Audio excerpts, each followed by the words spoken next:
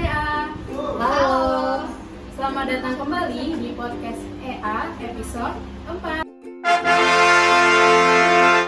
Sebelumnya kita perkenalan diri dulu kali ya. Perkenalkan, saya Desnita Aga Pramesti, biasa dipanggil Dedes, dari Departemen Sosial dan Kemahasiswaan BEM Prodi Ekonomi dan Administrasi tahun 2022. Pada podcast kali ini, saya juga ditemani oleh dua punggawa hebat BEM PEA, yaitu mereka. Boleh dikenalin diri dulu nih? Halo semua, perkenalkan nama gue Anto Wijaya, biasa dipanggil Anto, dari Departemen Media dan Komunikasi BEM PEA 2022. Salam kenal semua. Salam kenal deh. Halo semua, kenalin nama saya Luciani Sarsainisi, biasa dipanggil Caca, dari Departemen Media dan Komunikasi BEM Prodi Ekonomi dan Administrasi 2022. Salam kenal semua.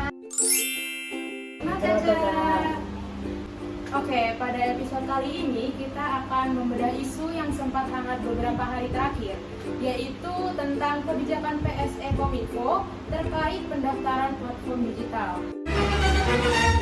Sempat ramai ya tentang pemblokiran beberapa platform digital yang salah satunya merupakan karya anak-anak bangsa yang belum terdaftar pada sistem online single submission risk based approach atau OSS-RBA, yang dampaknya sangat merugikan ke berbagai kalangan masyarakat, khususnya untuk pekerja digital, content creator, ataupun pengusaha online.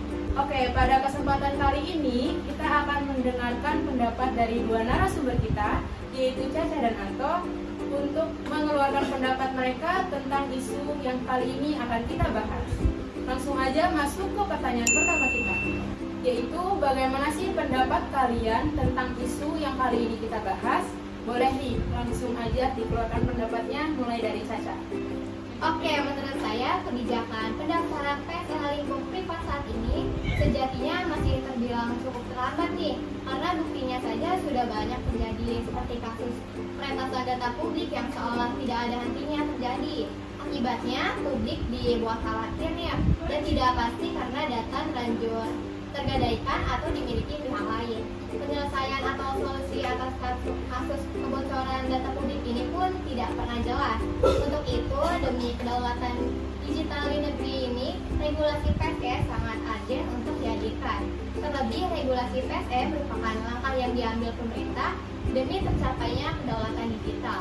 Melalui regulasi PSE, upaya penertiban pelaku kepentingan penggunaan bisa ditertibkan agar tidak terjadi dominasi dari platform-platform digital asing terhadap media lokal. Gitu deh.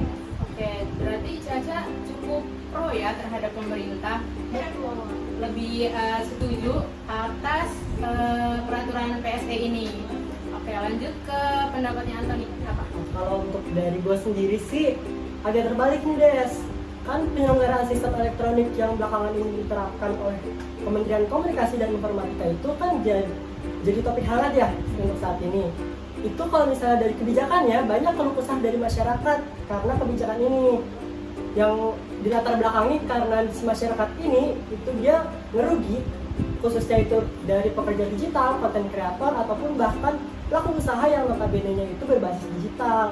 Dan juga si pemerintah ini tuh kayak seolah-olah terburu-buru dalam mengaktualisasikan kebijakan ini, kayak gitu sih. Oke, justru nih ya dari dua narasumber kita ada yang pro dan ada yang kontra dengan pemerintah. Oke, masuk ke pertanyaan kedua nih, yaitu kira-kira wajar nggak sih kalau masyarakat memulai atau menuai kontra terkait masalah atau isu kebijakan PSE ini? Yang katanya kan demi tidak terbocornya data pribadi ya. Boleh nih langsung Anto, gimana nih pendapatnya? Kalau dari gue sih dikatakan wajar atau enggaknya masyarakat itu bereaksi gitu kan, itu balik lagi sih kebijakannya. Kalau gue lihat-lihat tuh dari kebijakan PSE ini, kebijakannya tuh kayak terlalu terburu-buru gitu. Jadi kayak Kominfo-nya tuh langsung aja untuk memblokir beberapa situs ataupun aplikasi yang nggak terdaftar di PSE gitu kan. Nah dari pemblokiran ini itu bikin masyarakat tuh kayak geram gitu loh, terutama yang bekerja sebagai content creator gitu-gitulah yang pokoknya basisnya tuh di digital. Nah kalau misalnya dari gue sih karena gue juga apa ya, termasuk yang ngakses itu, jadi gue juga agak kesel juga sih kayak gitu sih deh. Karena ada nih konten kreator yang kerjanya itu di luar negeri, terus digajinya itu di luar negeri. Nah, PayPal ini kan termasuk aplikasi yang diblokir sama Kominfo, jadinya dia gajinya itu nggak bisa turun secara langsung gitu. Oke deh, lanjut ke pendapatnya Caca nih, gimana pendapatnya? Oke, jadi menurut gue itu kalau dikatakan wajar apa enggak, wajar aja sih, karena ada beberapa masyarakat juga yang kebijakan keberatan dalam kebijakan PSE ini. Menurut saya selebihnya itu bakalan harus didiskusi lebih jauh juga, karena upaya diskusi itu diperlukan agar munculnya kesepakatan dari masyarakat dan pemerintah. Jadi nanti akan ada kesepakatan yang terbaik dari pemerintah dan masyarakat. Nanti juga tidak akan memberatkan masyarakat atau menempatkan masyarakat itu dalam posisi serba terancam, karena apa-apa tuh datanya tuh selalu diikutin pemerintah gitu. Ya, jadi Caca, menurut Caca ini perlu adanya sosialisasi gitu ya pokoknya ke masyarakat luas. Jadi sempet juga nih trending di Twitter tentang blokir Kominfo ya kan, yaitu juga sebagai aspirasi, salah satu aspirasi masyarakat untuk bisa biarlah disosialisasikan dulu untuk kebijakan ini gitu. Oke, kita lanjut ke pertanyaan selanjutnya. Menurut kalian berdua nih, gimana sih solusi dari masalah yang ada ini, dari kebijakan PSE ini, agar masyarakat tetap bisa menggunakan aplikasi mereka serta bebas dan tenang? Mulai dari Caca, boleh? Kalau dari saya itu usaha untuk menggunakan media sosial dengan cara memberikan kita perasaan positif nih, dari nggak usah netting mulu, atau kita punya tujuan yang berguna buat mainan media sosial. Contohnya itu seperti berkomunikasi dengan teman-teman yang atau keluarga yang suportif, atau untuk mencari informasi terkini yang berguna.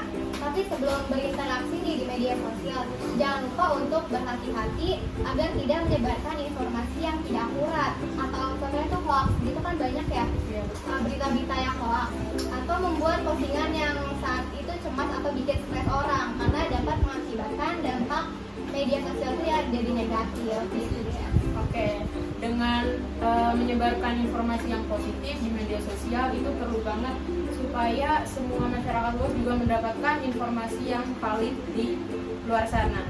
Boleh lanjut ke pendapatnya Anto, dipersilakan.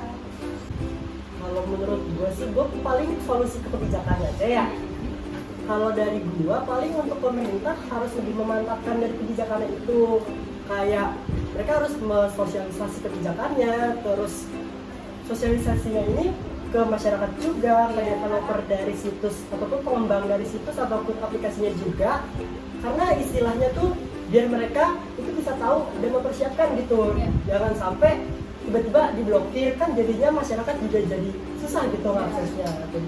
Oke, dengan adanya sosialisasi di masyarakat, terus juga persiapan yang harus mantap dari pemerintah juga untuk bisa menetapkan undang-undang ataupun kebijakan PSE ini di masyarakat, perlu ada sosialisasi juga kayak gitu. Oke deh, mungkin itu aja pertanyaan untuk isu pada kali ini tentang kebijakan PSE. Bisa ditarik kesimpulannya, kalau niat pemerintah ini udah bagus sebenarnya untuk menetapkan kebijakan PSE, kan juga untuk melindungi data pribadi masyarakat Indonesia ya. Tapi tujuannya ini buat melindungi data pribadi masyarakat ini kayak masih kurang gitu loh. Kayak peraturan yang masih abu-abu, RUU perlindungan data pribadi yang mengkaji klasifikasi data pribadi serta mekanisme perlindungannya juga masih dibahas lebih lanjut nih sampai saat ini, sampai beberapa aplikasi udah diblokir, RUU-nya tuh masih dibahas. Jadi bisa dilihat dari tindakan pemerintah yang masih bisa dibilang gerusak-gerusuk gitu. Jadi perlu untuk diproses sedikit lagi ya.